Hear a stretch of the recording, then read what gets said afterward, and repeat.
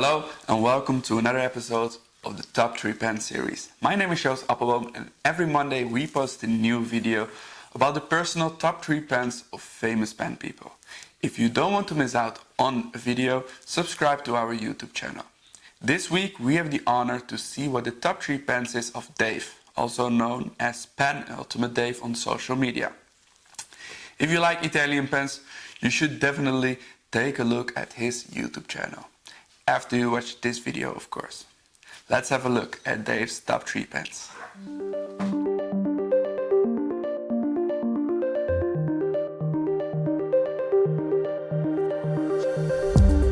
Hello and welcome to another pen video from me, Penultimate Dave.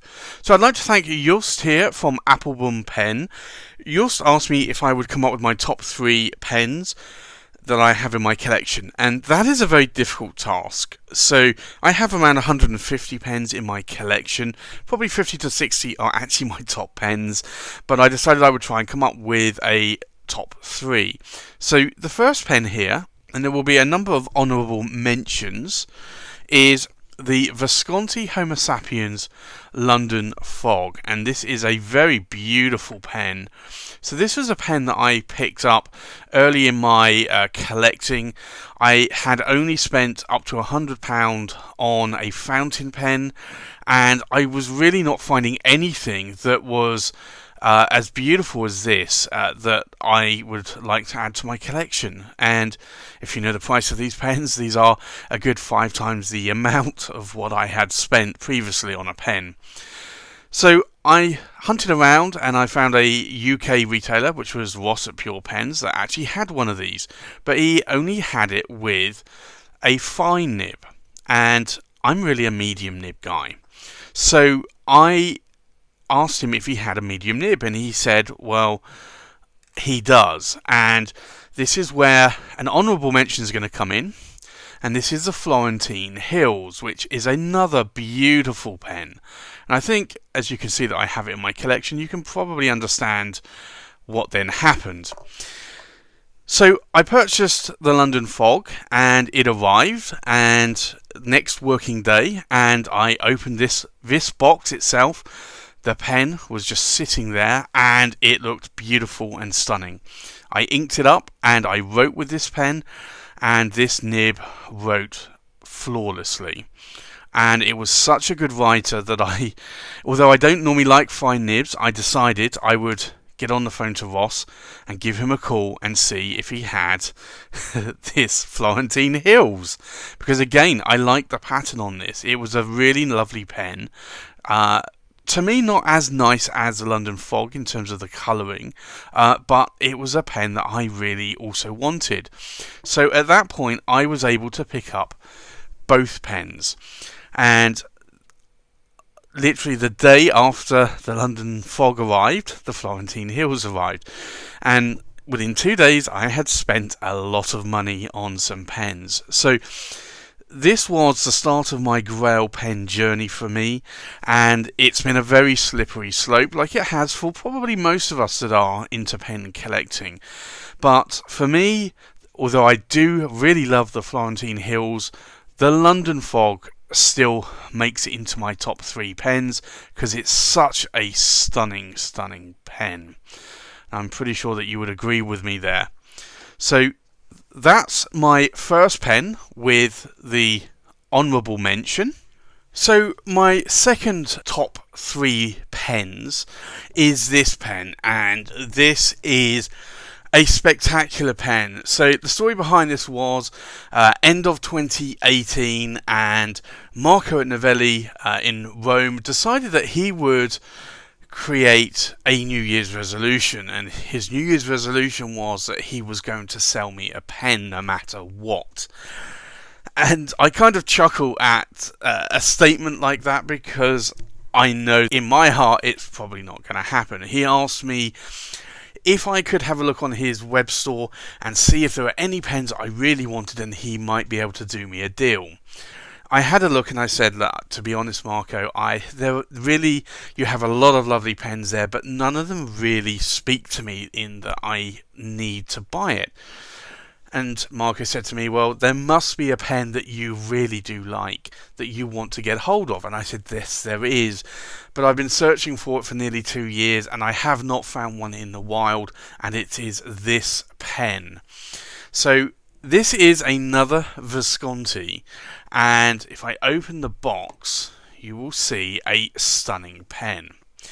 So it was approaching February 2019, which was when my birthday was, and Marco said that he found one. And I was a little bit in disbelief because I wanted to buy a birthday pen, and I wanted to buy a somewhat expensive pen, but I hadn't planned on buying this. But Marco came through for me, and it's taught me a very valuable lesson. Do not challenge somebody, because they will come through for you. And Marco did for me, and I'm very glad that he did. And this is a stunning pen. So this is the Visconti Jacques de Molay. It's a Templar series pen. It's a beautiful pen. It comes with a sword or dagger and a ring as well. And if I unscrew the cap, it comes with a 23 cap Palladium Dream Touch nib, and this is a medium nib. It is a really, really stunning pen. So I'm very, very glad that I was able to pick this pen up, and I will now learn my lesson that if somebody says they want to sell me a pen, that I start to run and run very quickly. No disrespect to Marco, but this has cost me a pretty penny, this pen, but it is such a gorgeous, gorgeous pen.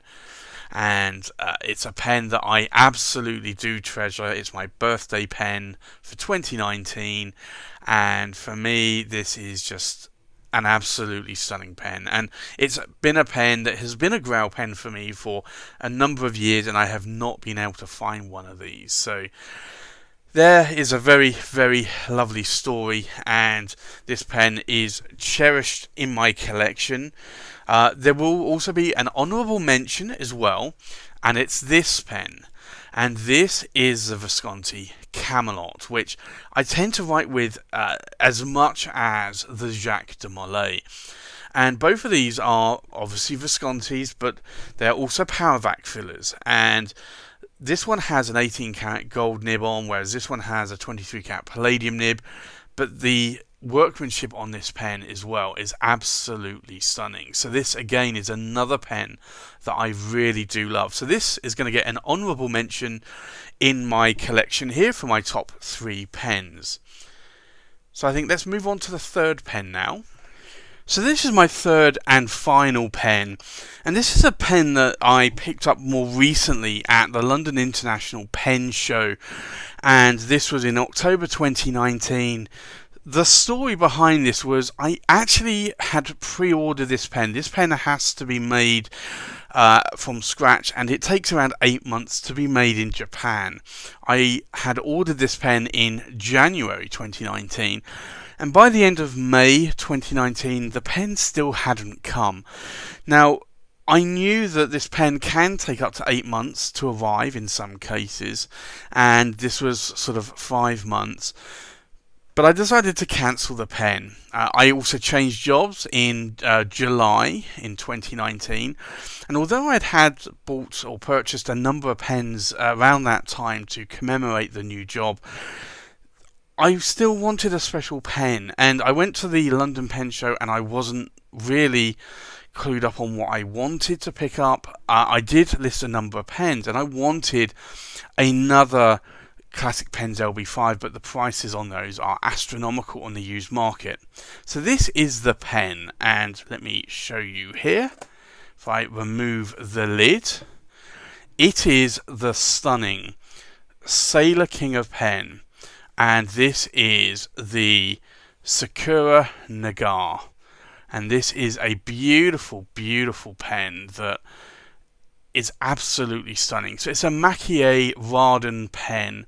It has these gold leaves or gold flecks on, and then this Raden material here that is on the pen.